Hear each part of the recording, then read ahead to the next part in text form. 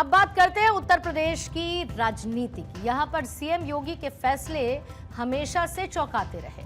दूसरी तरफ है अखिलेश यादव, जो उत्तर प्रदेश में ऑपोजिशन की भूमिका बखूबी निभाते रहते हैं। सीएम योगी सिर्फ उत्तर प्रदेश में नहीं बल्कि हर उस प्रदेश में लोकप्रिय हैं जहां जहां पर बात अपराधियों की होती है और बुलडोजर वाला एक्शन हो। दूसरे राज्यों में भी सीएम योगी के एक्शन की मिसाल दी जाती है।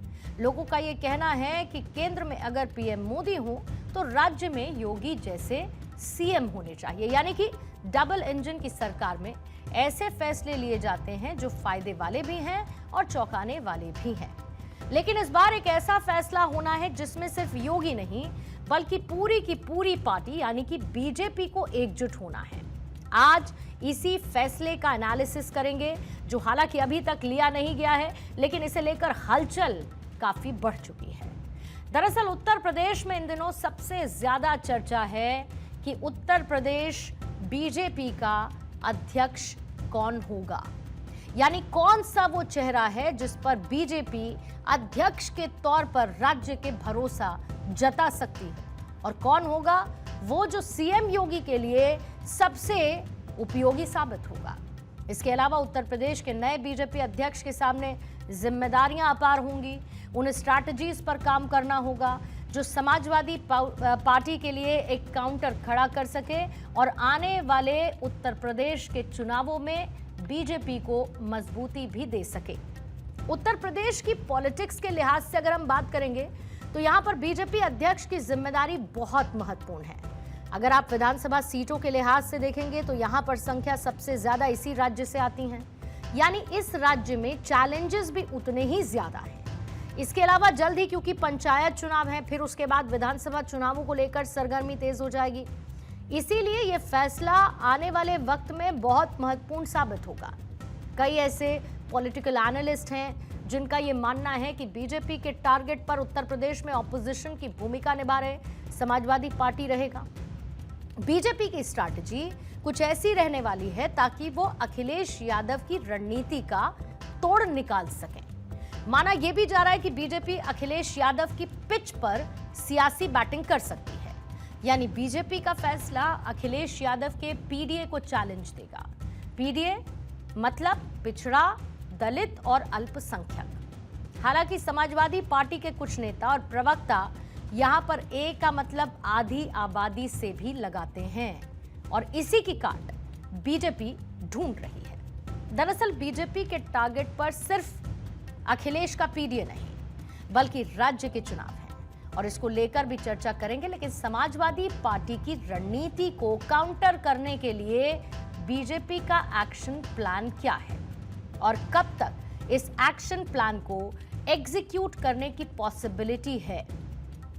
दरअसल उत्तर प्रदेश में 2026 में पंचायत चुनाव होने हैं और इसको लेकर बीजेपी अभी से प्लानिंग कर रही है, यानी तैयारी कर रही है, होमवर्क कर रही है, क्योंकि दिसंबर की शुरुआत अब हो चुकी है और जनवरी आने में अब बहुत ज्यादा समय है नहीं। इसके अलावा 2027 में विधानसभा चुनाव उत्तर प्रदेश में होने हैं और इस लिहाज से भी ये फैसला यानी कि उत्तर प्रदेश बीजेपी अध्यक्ष का फैसला बहुत महत्वपूर्ण है। हालांकि उत्तर प्रदेश के लिए बीजेपी अध्यक्ष को लेकर मंथन का सिलसिला 1 साल से ज्यादा समय से चल रहा है। आप याद करिए, लोकसभा चुनाव साल 2024 में हुए, उसके बाद ये कहा गया कि 2025 के महाकुंभ से पहले ये ऐलान कर दिया जाएगा, लेकिन अभी तक ये पेंडिंग है। अब ये माना जा रहा है कि फैसला लेने में अब बहुत ज्यादा वक्त नहीं लगने वाला है और फैसला 14 दिसंबर तक कर लिया जाएगा। अगर ऐसा नहीं हुआ तो फैसला 15 जनवरी तक के लिए टाला जा सकता है और इसकी वजह है सितारों में छिपी। वो कैसे, आपको मैं आगे बताऊंगी। दरअसल बीजेपी हमेशा से ही धर्म और आध्यात्म पर पूरा भरोसा रखती है, ये बात किसी से छिपी नहीं है और ऐसे में सही फैसले को लेने का सही वक्त पूरी तरीके से सितारों की चाल पर भी निर्भर करता है। आप मान लीजिए कि प्रदेश अध्यक्ष की नियुक्ति का फैसला अगर 14 दिसंबर तक नहीं हुआ तो फिर 15 जनवरी तक इसीलिए टल जाएगा क्योंकि 15 दिसंबर से 14 जनवरी तक खरमास लग जाएगा और इस दौरान बीजेपी नई नियुक्ति करने से बचती है। खैर, यहाँ पर बात समय की नहीं, सही फैसले की हो रही है और फैसला चौंकाने वाला भी होगा। इससे पहले भी पार्टी लीडरशिप ने अपने फैसलों से चौंकाया ही है। सोर्सेस ये बताते हैं कि अंदर खाने तस्वीर लगभग तय है।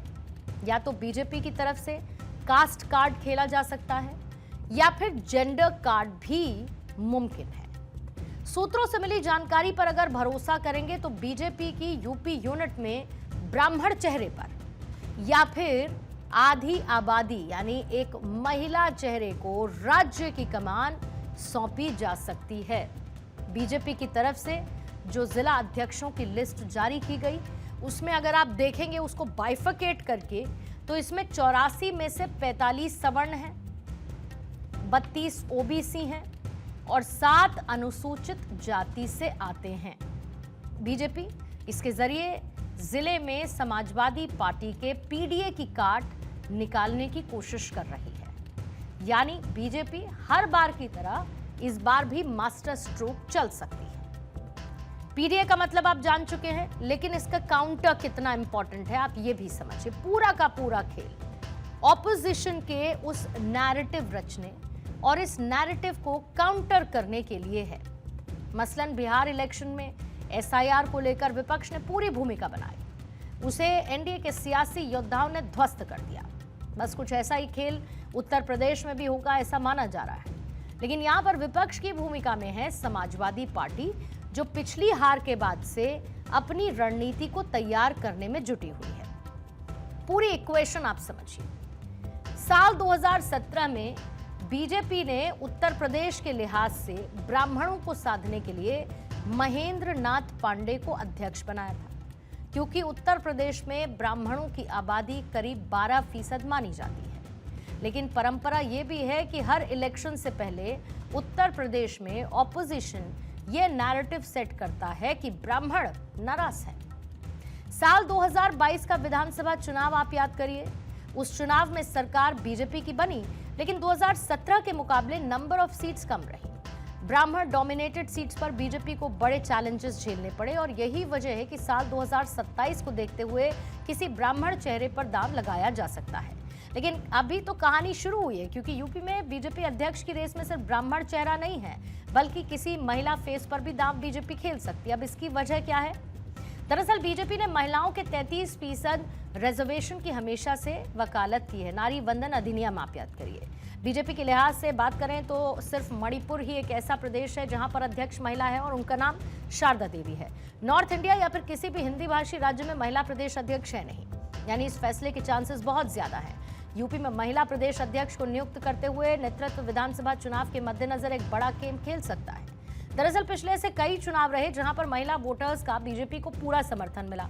हाल ही में बिहार इलेक्शन का नतीजा भी यही ट्रेंड दिखाता हुआ नजर आया। बिहार इलेक्शन में एनडीए को जो बड़ी जीत मिली उसमें महिला वोटर्स की भूमिका बहुत थी। अब बीजेपी यहां पर एक महिला अध्यक्ष देकर सूबे की आधी आबादी को साधना चाहेगी। हालांकि भूपेंद्र चौधरी का कार्यकाल काफी पहले खत्म हो चुका है, अभी तक उनके पास ही ये जिम्मेदारी बनी हुई है।